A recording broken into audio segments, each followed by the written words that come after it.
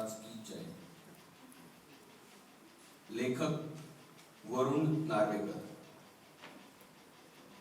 दिग्दर्शक आणि सादरकर्ता महेंद्र वाळुंज. महाराज की जय.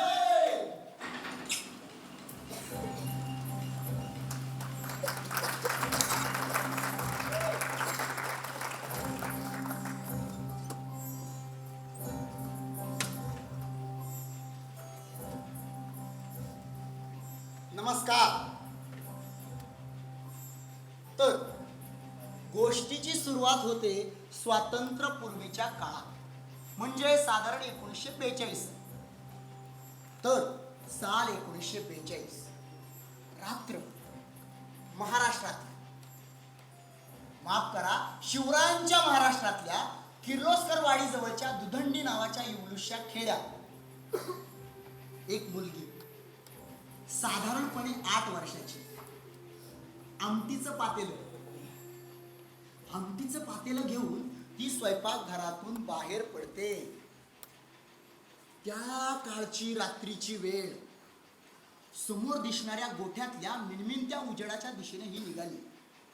आता वाट जरी ओळखीची असली तरी कुणीही अनोळखी ही वाट अडवून बसलेला असू शकतो.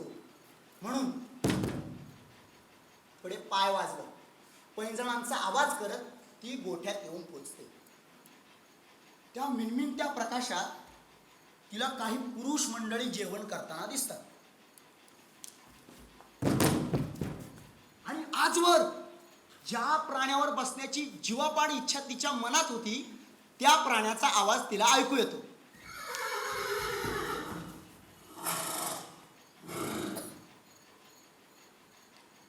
हे घोड्याहून आले? ही मुलगी तिच्या आजीला विचारते आणि आजीचं उत्तर तिच्या कानावर पडणार इतक्यात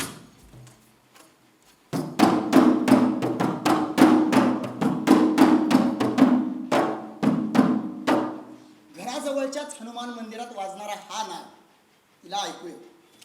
मग काय, कसला घोडा कसला आमटीचं पातेलं. अहो, माझी आजी निघाली घोड्याच्या वेगाने. जणू काय देवाने आजीला 4 पाय दिलेत अशा आवेशात दौडत येऊन पोचली हनुमान मंदिरात. मी अचानक त्या मुलीला आजी म्हणालो का? पण ते बरोबर आहे. 1942 साली साधारणपणे 8 वर्षाची असणारी ती मुलगी म्हणजे माझी आजी, ती ज्यांच्यासाठी आमटीचं पातेलं घेऊन गेली ते क्रांतिसिंह नाना पाटलांचे सहकारी. आता मंदिरातल्या हनुमानाची तर काय ओळख करून द्यायला नको. तर त्या दिवशी माझ्या आजीच्या आयुष्यात एक रांगडा माणूस आला, ज्यानं शेवटपर्यंत आजीची साथ सोडली नाही. कोण असेल? कोण असेल? नाही, अहो माझे आजोबा नाही, सांगतो कोणते. ऐका.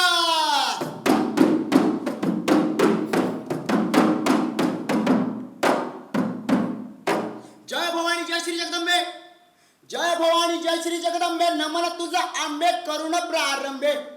डपावर ताप तुंतुन्याता, डपावर ताप तुंतुन्याता.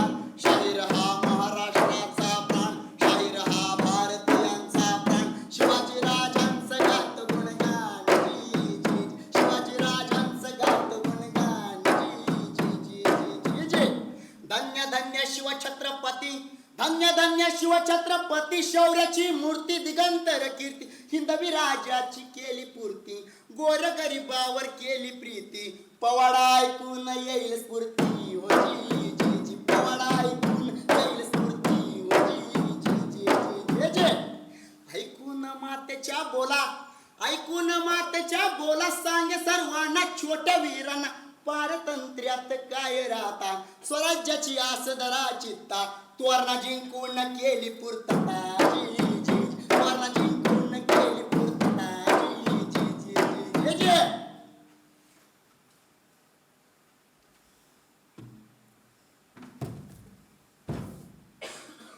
त्या रात्री माझ्या आजीच्या आयुष्यात आलेला तो रांगडा माणूस म्हणजे क्षत्रिय कुलावतंस राजाधिराज छत्रपती शिवाजी महाराज.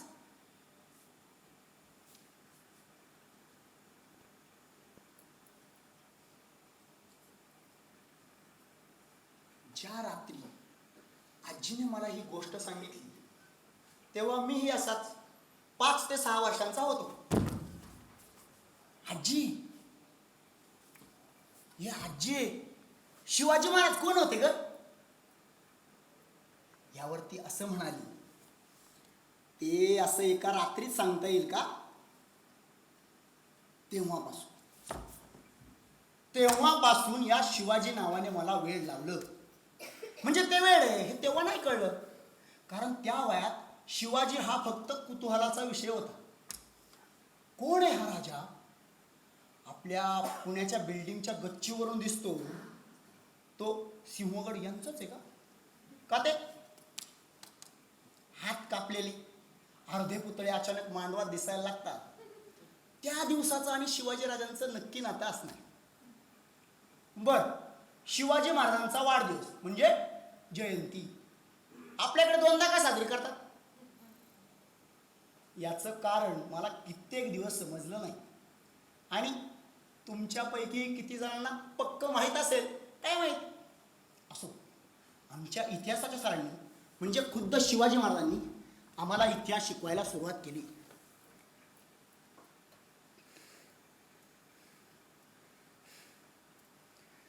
शिवाजी महाराजांची आणि माझी पहिली भेट झाली ती मी 4थीत असताना.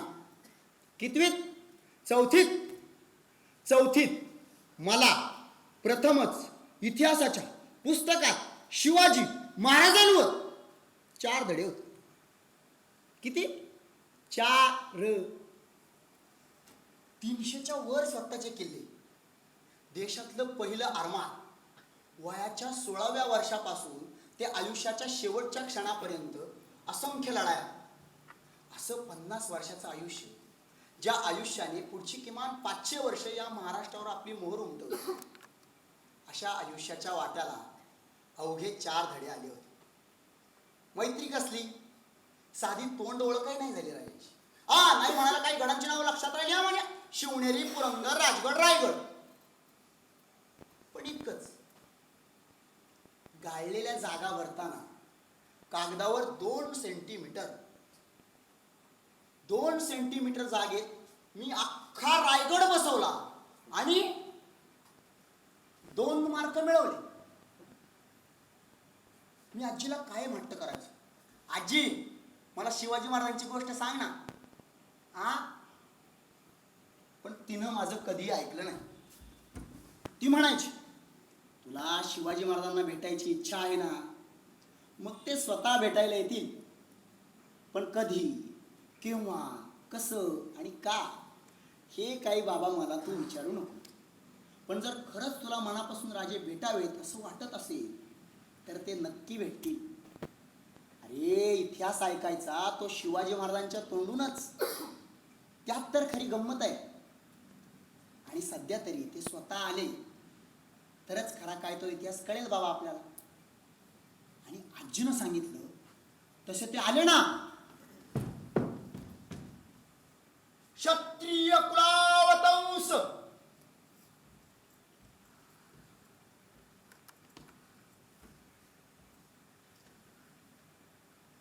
स्वतः आले. मी 8वीत असताना शाळेच्या पहिल्या दिवशी मधली सुट्टी झाल्यानंतरचा पहिला तास, वर्गाच्या दारात खुद्द शिवाजी महाराज उभे होते आम्हाला इतिहास शिकवायला. शिवाजी महाराज.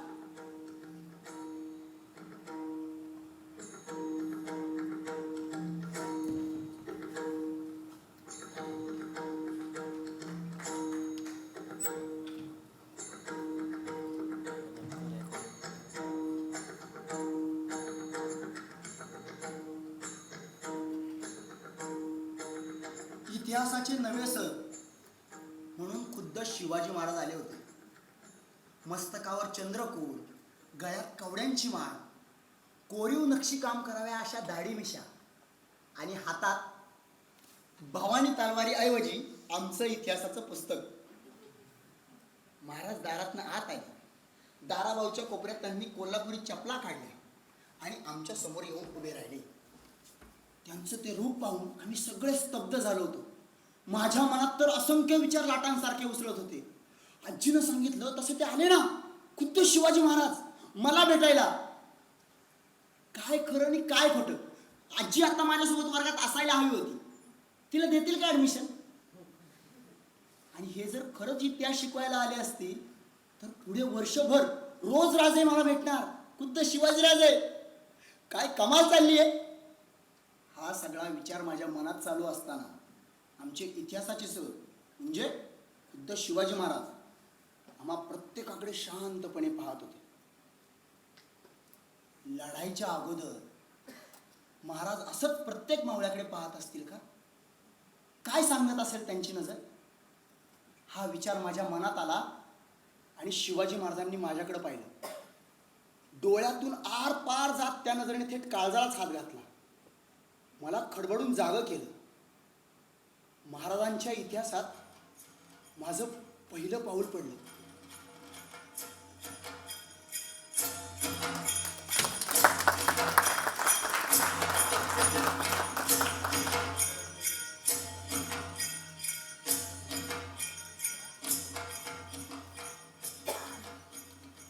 नरपती, हयपती, गजपती, गणपती, भूपती, जळीपती, पुरंदर आणि छत्रपती, शक्ती पृष्ठभागी, यशवंत, कीर्तिवंत, सामर्थ्यवंत, वरदवंत, पुण्यवंत, नीतिवंत, जाणता राजा, निश्चयाचा महामेरू, बहुत जनांसी आधारू, अखंड स्थितीचा निर्धारू, श्रीमंत योगी. शिवाजी महाराजांचं हे वर्णन रामदासांनी केलेलं सर म्हणाले. मी वर्गात इतकी शांतता फक्त आणि फक्त अख्खा वर्ग मोकळा असतानाच अनुभवली होती. प्रत्येक जण स्तब्ध होता. प्रत्येकाची नजर, मेंदू, मन समोर होतं. आमच्या इतिहासाच्या सरांकडे म्हणजे खुद्द शिवाजी महाराजांकडे होतं. सर म्हणाले, शिवाजी महाराजांचा इतिहास आपल्याला लाभला यासारखं भाग्य नाही. आणि हाच इतिहास मला तुम्हाला असा 4 भिंतीच्या आत शिकवावा लागतो यासारखं दुर्भाग्य नाही. लगेच आमच्यातली काही टावळखोर पोरं बोंबलली, सर आपण किल्ल्यावर जाऊ ना. कोण म्हटलं सिंहगडावर जाऊ. माझ्या शेजारचा उसळीकर तर चष्मा सावरत ओरडला, पर्वतीवर जाऊ सर, जवळ आहे ती.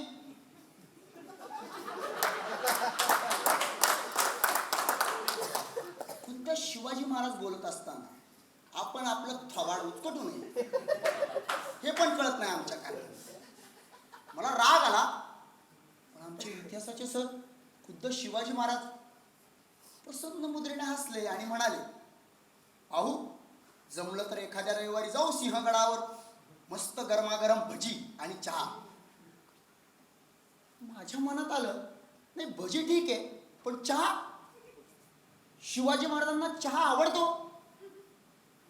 मग माझं दुसरं मन म्हणालं, अरे या काळात आलेत राजे ज्यांनी पोर्तुगीजांकडून त्यांची प्रिंटिंग प्रेस विकत घेऊन भारतात पहिली प्रिंटिंग प्रेस उभारण्याचा घाट घातला होता. अशा आधुनिक राजाला जर चहा आवडत असेल तर त्यात नवल काय. हे पोर्तुगीजांकडून प्रिंटिंग प्रेस विकत घेतलेल्याचं मला माझ्या आजीनं सांगितलं होतं. आमच्या इतिहासाच्या सरांनी म्हणजे खुद्द शिवाजी महाराजांनी आम्हाला इतिहास शिकवायला सुरुवात केली. सरांनी पहिला शब्द उच्चारला तो म्हणजे पुणे. कसबे पुणे, एवढंच गाव, पण दिल्लीच्या बादशापासून ते तंजावरच्या पाळेगारापर्यंत पुण्याचं कौतुक पोहोचलं होतं. पुणे म्हणजे मावळ मुलखाचं हृदय. 12 मावळच्या 12 वाटा या पुण्याच्या वेशीला येऊन मिळत. पुणे कोणी वसवलं कोण जाणे, पण ज्याने कोणी किंवा जिने कोणी वसवलं ना त्याला ब्रह्मदेवाने खुणावलं असणार. इथे गावकूस घाल. त्या काळचं पुण्याचं सौंदर्य काय म्हणाल पोरो. शहराला सौंदर्य असतं हे आम्हा पोरांना किंवा आपल्या कुणाला किंवा आपल्या पुढच्या पिढ्यांना कधीच पटणार नाही. पण हे एक बरं होतं की शिवाजी महाराजांच्या काळी पुणे एक छोटंसं गाव होतं, त्याचं शहर झालं नव्हतं. पुण्याच्या नैऋत्येकडून घनदाट झाडीतून नागिनीसारखी सळसळत मुठा नदी आहे आणि पश्चिमेकडून तशीच अवखळ मुळा नदी आहे. या दोघींच्या संगमावर संगम पुले सर आमची बस तिकडनं जाते रोज.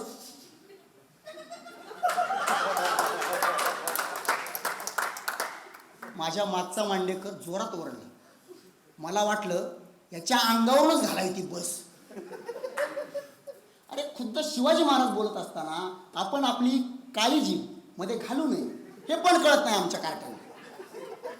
मला राग आला. पण आमचे इतिहासाचे सर म्हणजे खुद्द शिवाजी महाराज पुन्हा एकदा प्रसन्न मुद्रेने हसले आणि म्हणाले, शिवाजींच्या काळी नव्हता हा संगम पूल, त्यावेळी लाकडी पूल असायची. तर या मुळा मुठेच्या संगमावर मुठेच्या नाजूक कमरेवर वसलं होतं पुणे. कसबे पुणे. चहू अंगाला भक्कम तट, कुंभार वेश, मावळ वेश, केदार वेश अशा 3 भव्य आणि डौलदार वेशी. सरांनी केदार वेश म्हणता क्षणी वर्गातला केदार ढंढेरे 32 काढत हसला. मी म्हटलं हा असा असतोय जणू याच्या बापानेच बांधली ती वेश. सर पुढे म्हणाले, त्या काळी गावात फक्त 400 ते 500 उंबरठा होता. शितोळे देशमुखांची, कोणप देशपांड्यांची, जांभळे पाटलांचे मोठे मोठे वाडे होते. पाटलांच्या चावड्या होत्या, बाजार होता, 12 बलुतेदार होते, नद्यांवर भव्य घाट होते, घाटांवर देवळे होती, देवळात देव होता. पण सगळ्याची माती झाली. या सुलतानांनी आळीपाळीनं पुण्याचं मातेरं केलं. नद्यांवर बांधलेले घाट, काठावरची 2 शिवमंदिरं, यादवांच्या काळची हेमाडपंथी, अतिशय सुंदर आणि देखणी, पाहत राहावी अशी. पण पुण्याची काळा पार गेली. 1630 साली उरलं सुरलं पुणे या विजापूरच्या आदिलशाही फौजांनी बेचिराग करून टाकलं. गावची तटबंदी, वेशी, सुरुंग लावून उडवल्या, माणसांची कत्तल केली, घरदारं जाळली. माझ्या वडिलांचे टोलेजंग वाडे होते पुण्यात, ते तर प्रथम पेटवले. सरांच्या वडिलांचे म्हणजे शहाजीराजांचे. सर पुढे म्हणाले, माझ्या वडिलांच्या वाड्यातून धुराचे लोट बाहेर येत होते. आदिलशाही फौजांचा सगळा राग माझ्या वडिलांवरच होता. राख झाली तेव्हा आग विझली. पुणे उजाड झालं, भकास झालं आणि नकळत का कुणास ठाऊक माझ्या डोळ्यात पाणी आलं. सर पुढे म्हणाले, या सुलतानी फौजांनी पुण्याचा फार उकिरडा करून टाकला होता. एखाद दुसऱ्या घरात, एखाद दुसऱ्या खोपटात भीत भीत दिवे जळत होते, संसार जगत होते. पण एक दिवशी नवल घडलं. पुण्याच्या शिवारात घटाघुंगरांचा रुणझुणू आवाज ऐकू आला. घोड्यांच्या टापा उमटू लागल्या. घोड्यांच्या टापा कुणाच्या, कुठून? रुणझुणू नाद हो झाला.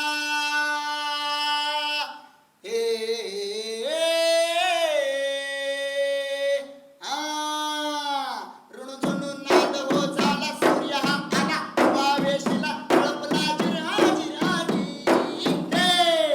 पुण्यात आलेली ती स्वारी होती राजश्री जिजाबाई भोसले यांची आणि त्यांच्या बोटाशी होते सूर्यकिरणांची नजर लाभलेले 6 वर्षांचे शिवाजीराजे. टान टान टान टान टान टान टान टान टान. आमची शाळा सुटली. मला पहिल्यांदा आयुष्यात असं वाटलं की का सुटली आमची शाळा. कुणा मूर्ख शिपायाने घंटा वाजवली, हात कलम करत यायचे.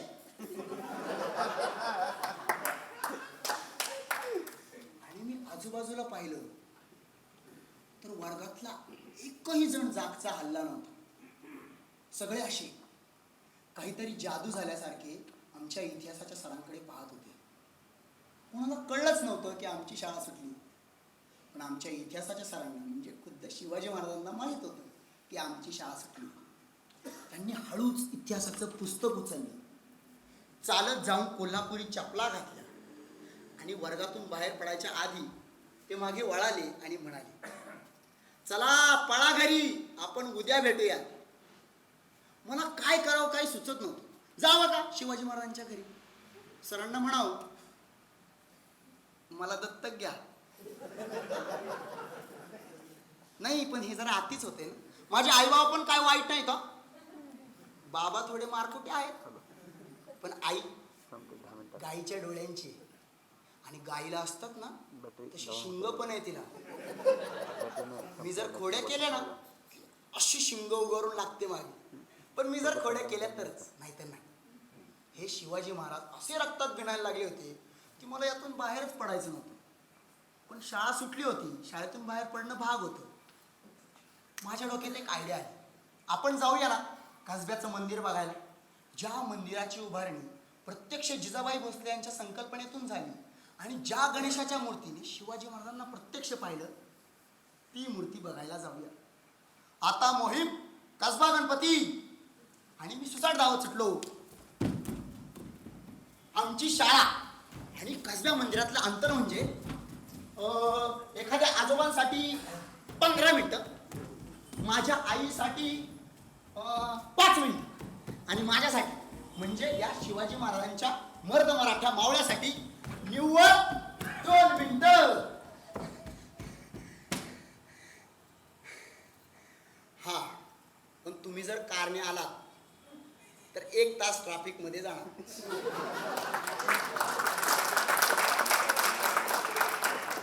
मंदिरात पोहोचल्यावर माझ्या मनात विचार आला, आमच्या इतिहासाच्या सरांनी म्हणजे खुद्द शिवाजी महाराजांनी सांगितलेलं हेच का ते कसबा मंदिर?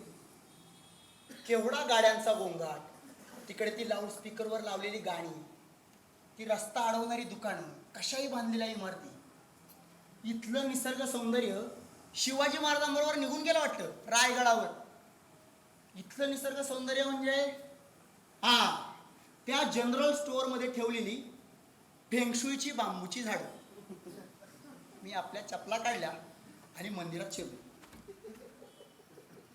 पाहतो तर काय ही गर्दी. थांबा, हा, ज्या गणेशाच्या मूर्तीने शिवाजी महाराजांना प्रत्यक्ष पाहिलं होतं तिचं काही दर्शन मला घेता आलं नाही. का कोणास ठाऊक माझा नंबर आला आणि मी डोळे मिटले.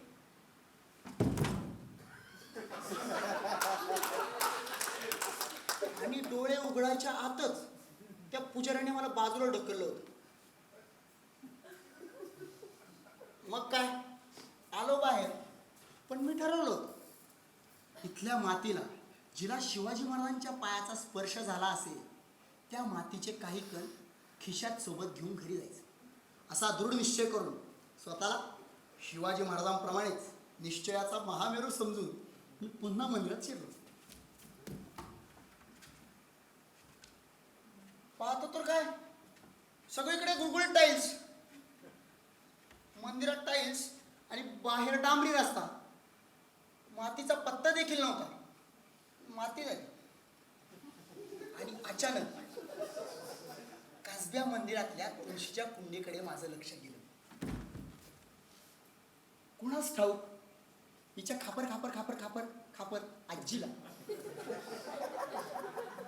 खुद्द शिवाजी महाराजांनी पेरलं असेल असं म्हणून त्या तुळशीच्या कुंडीतली काही माती मी शर्टाच्या वरच्या खिशात ठेवली आणि अगदी उगाचच मनापासून गोड असलो.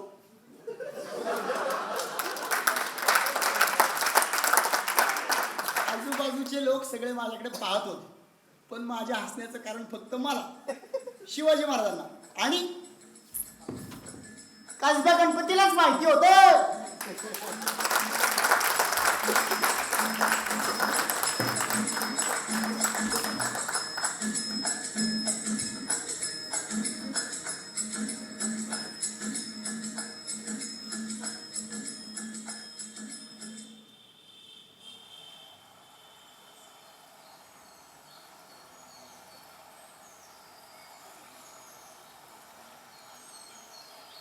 नर्मदेच्या तीरावरची दिवसभराची गर्दी हळूहळू कमी झाली होती.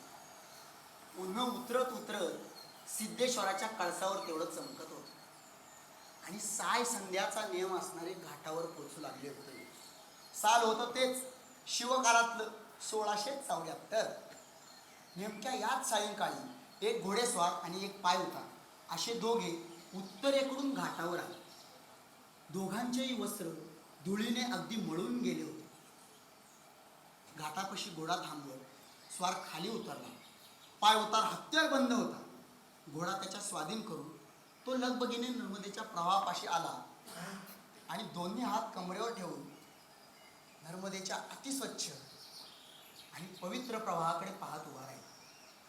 इकडे जोडीदाराने घोड्याला पाणी पाजून त्याच्या पाठीवरची खोगीर आणि पडशी उतरवली.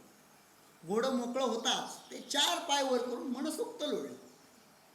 पडशीतून कपडे बाहेर काढत त्याने विचारलं, जी नहाओगे नाही का?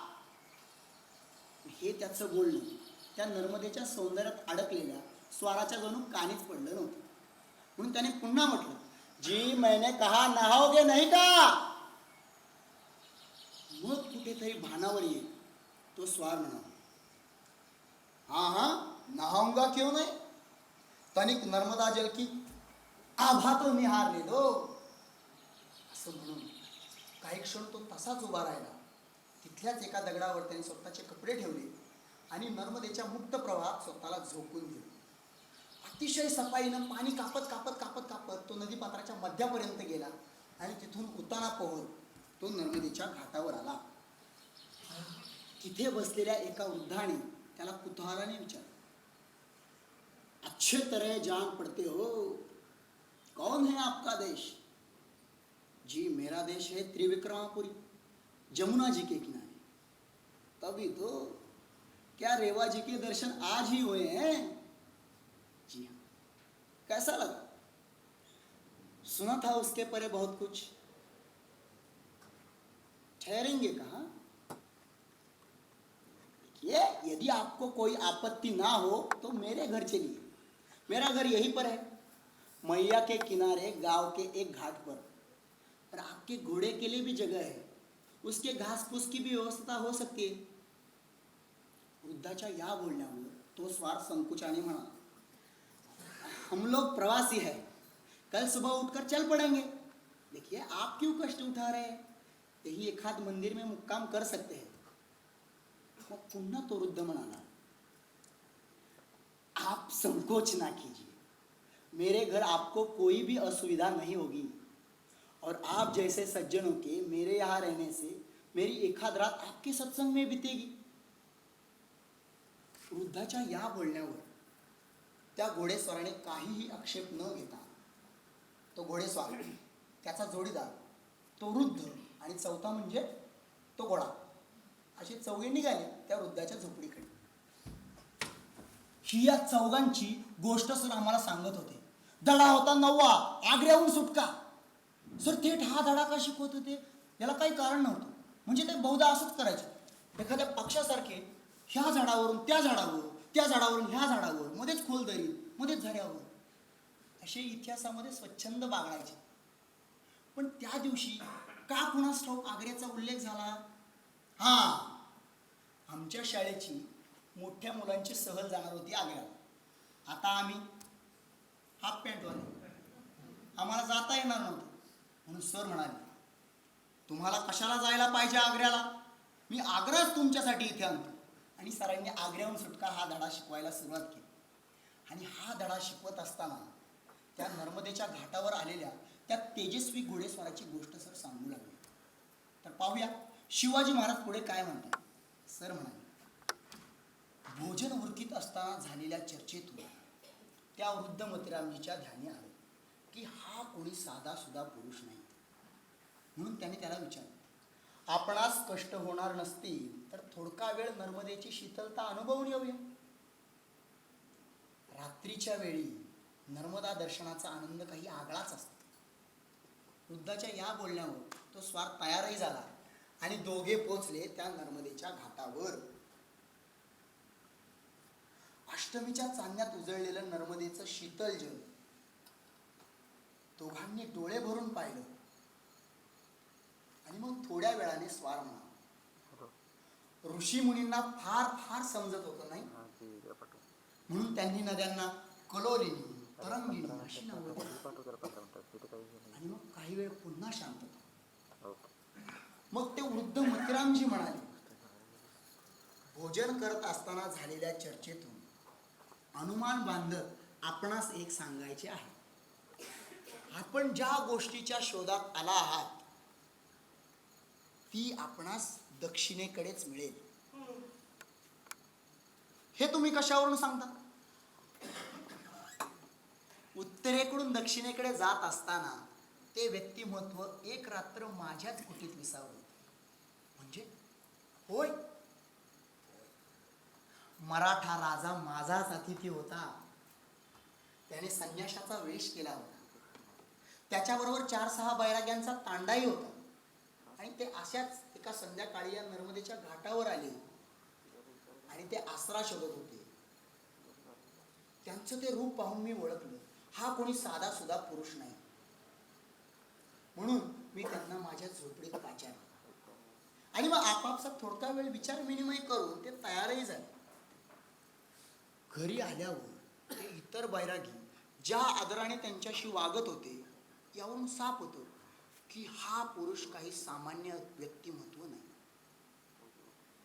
पहाटे निघण्यापूर्वी त्या संन्याशाने मला बोलवून माझ्या हातात एक सुवर्ण मुद्रांची थैली दिली. त्यातली एक मुद्रा घे. ती थैली मी पुन्हा त्या संन्याशाच्या हातात दिली आणि म्हटलं, हिच्या ऐवजी एक करा. आपण शिवाजी आहात असं म्हणा. त्या संन्याशाने माझा हात धरला. आनंदाने थरथरत त्यांना मी या नर्मदेच्या घाटावर आणलं आणि नावेत बसून पहिलं तीर उतरवूनही दिलं. अरे सगळी दख्खन ज्याच्या कीर्ती परिमळाने दरवळते आणि पुरी उत्तर ज्याच्या धाकाने विस्मित झालीये असा राजा, मराठा राजा, माझं गरिबाच्या झोपडीत एक रात्र राहून गेला. याहून आणखी भाग्य ते कोणते? आणि मग काही वेळ तशीच शांतता आणि मग त्या नर्मदेच्या घाटावर त्या तेजस्वी घोडेस्वाराच्या वाणीचा नाद घुमला.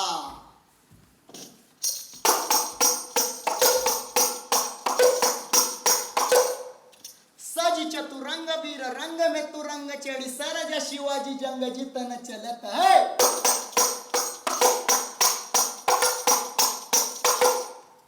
भूषण बनत नाद बिहद नगारन के नदी नद मद गे रण के रलत है. आणि अचानक त्याला थांबवून तो वृद्ध मतिरामजी म्हणाला, काय म्हणाल? भूषण बनत? आपण काय कविराज भूषण आहात? हसत कवीनं म्हटलं, पातशाह औरंगजेबाच्या तोंडावर वागतान करणारा मी वीरचरण भूषण. पातशाह माझ्यावर गरजला. तू आम्हा समोर आमची निंदा आणि त्या बच्चलागात शिवाची बढाई काय म्हणून करतोस? मी म्हटलं, तुमचे सरदार अनेकदा त्यांच्या समोरून रण सोडून पळालेत म्हणून. रण सोडणारे ते रणभिरू आणि सम्रांगण गाजवणारा तो रणसिंह.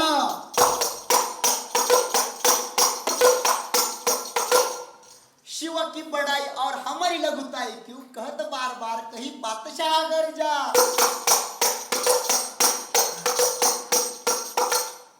सुनिय खुमान हारी तुर्क गुमान मही देवान जेवाय कवी भूषण या अर्जा.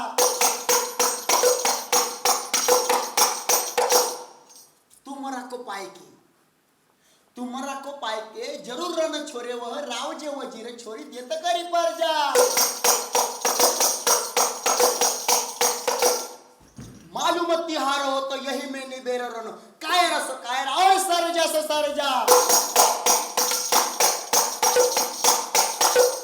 कवी भूषण यांचं काव्य खुद्द शिवाजी महाराज गाऊन दाखवत होते. याहून आणखी भाग्य ते कोणतं? इतिहासाच्या संपूर्ण पुस्तकात हे काव्य कुठेही नव्हतं. कवी भूषण यांचा उल्लेखही नव्हता. पण खुद्द शिवाजी महाराज ज्यावेळेस इतिहास सांगतात त्यावेळेस त्या काळाचा प्रत्येक प्रसंग, प्रत्येक दिवस आसमंतात कोसळणाऱ्या पावसासारखा अनुभवता येतो. आपण काहीही करायचं नसतं त्यावेळी ओलचिंब होणं हेच आपल्या नशिबात असतं. आग्र्याहून सुटका हा धडा असा कोणी शिकवला होता का तुम्हाला? पुढे 2 आठवडे सर हाच धडा शिकवत होता. शिवाजी महाराजांबरोबर वेळ कसा जायचा काही कळायचं नाही.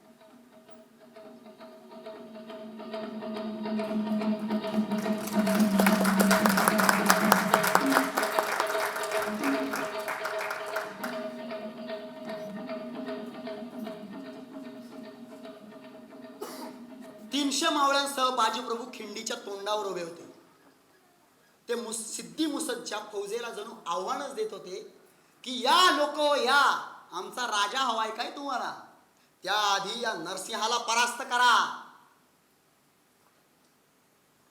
पावनखिंडीत लढणारे बाजीप्रभू, नवमीच्या गडद रात्री सिंहगडाचा भयंकर कडा चढून उदयभानावर विजांचे घाव घालणारे तानाजी, अग्निडोहात उडी घ्यावी तशी बहलोल खानाच्या फौजेत शिरलेले प्रतापराव. हो काय ही माणसं, बलशाली, स्वामीनिष्ठ आणि स्वराज्यनिष्ठ. आमचे इतिहासाचे सर म्हणजे खुद्द शिवाजी महाराज ज्यावेळेस याचं वर्णन करतात त्यावेळी बाजीप्रभू, तानाजी आणि प्रतापराव जणू स्वर्गातून खाली येऊन आमच्यातच बसल्याचा आम्हाला भास होत होता. जोशात तानाजींचा दंड लागल्याची जाणीवही मला झाली आणि खिडकीच्या पलीकडे उभे असलेले प्रतापराव मला दिसले आणि त्यांना सांगावं वाटलं, अहो प्रतापराव, महाराजांनी आपणास केव्हाच माफ केलं, या त्यांच्या समोर या, महाराज आपल्या मिठीसाठी आतुर झाले.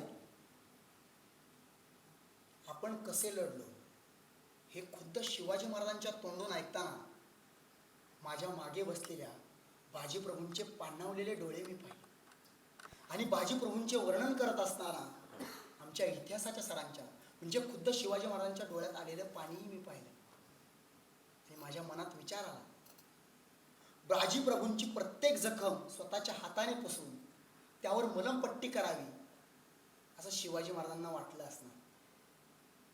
स्वराज्यावर जीव ओवाळून टाकणारे शिवाजी महाराजांचे जीवलग महाराजांच्या आयुष्यातून अचानक नाहीसे झाले. नियतीने त्यांना हिरावून घेतले. हृदयाची एक एक नस कापत जावी तशा वेदना प्रत्येक मावळ्याच्या जाण्याने शिवाजी महाराजांना होत होते.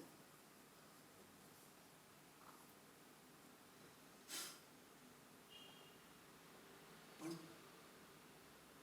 असेच आमचे इतिहासाचे सर म्हणजे खुद्द शिवाजी महाराज आमच्या आयुष्यातून निघून गेले. एक दिवस ते आलेच नाही. आम्ही संपूर्ण वेळ त्यांची वाट पाहिली पण ते सलग 4-5 दिवस आलेच नाही. पुन्हा एक दिवस आमच्या शाळेत एक दुसरेच सर सूचना घेऊन आले.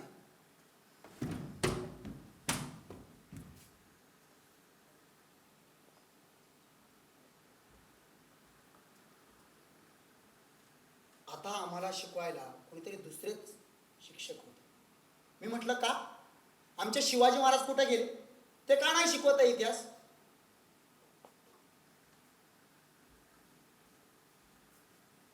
पण यावर काहीच उत्तर मिळालं नाही आणि इतिहास पुन्हा पुस्तकात बंद झाला. परत मनात कधी तो उतरलाच नाही. आमचे इतिहासाचे सर म्हणजे खुद्द शिवाजी महाराज ते गेले होते आणि हे आलेले नवे सर जे काही फळ्यावर लिहून देत होते त्याची एक झेरॉक्स आम्ही वहीत आणि दुसरी झेरॉक्स परीक्षेत उतरवत.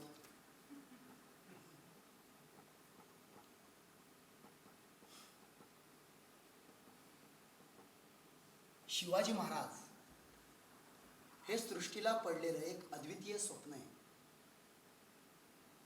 आणि ते स्वप्न पुन्हा कधी पडेल काही सांगता येत नाही. आणि मला जर विचारलं तर मी म्हणेन हे स्वप्न पडूच नाही, कारण त्या जाणत्या राजाची आपण अजाण प्रजा आहोत. शिवाजी महाराज आपल्याला लाभावा ही लायकीच नाही आपली. नाही, शब्द थोडे बोचरे वाटतील पण ते खरे आहेत. नाही, एवढंच बोलतो काय, कोणाच्या भावना बिवना जर दुखावल्या तर नुसती पंचायत. शेवटची राहिलेली गोष्ट तुम्हाला सांगतो आणि तुमचा निरोप घेतो. नाटकाचं नाव बीप महाराज की जय असं का, तर आमचे इतिहासाचे सर म्हणजे खुद्द शिवाजी महाराज एकदा म्हणाले होते की शिवाजी हे नाव पुढं करून जे काही चाललंय यावरून मला कधी कधी भीती वाटते की पुढे शिवाजी हे नाव कुणी उच्चारायचं यावर ते लोक नियम करतील. म्हणजे तो जो त्यांच्या जातीतला तोच शिवाजी हे नाव उच्चारू शकेल आणि बाकीचे ज्यावेळेस हे नाव उच्चारतील तेव्हा बीप वाजेल. हे असं आत्ता वाजू नका, शिवाजी महाराजांचा जय जयकार करू द्या. नाटकाचा शेवट तसा आहे. जय भवानी जय थांबा, मला शिवाजी महाराजांचं नाव घेऊ द्या. जय भवानी जय जय भवानी जय जय भवानी जय जय भवानी जय. क्षत्रिय कुलावतंस राजाधिराज बीप महाराज की जय.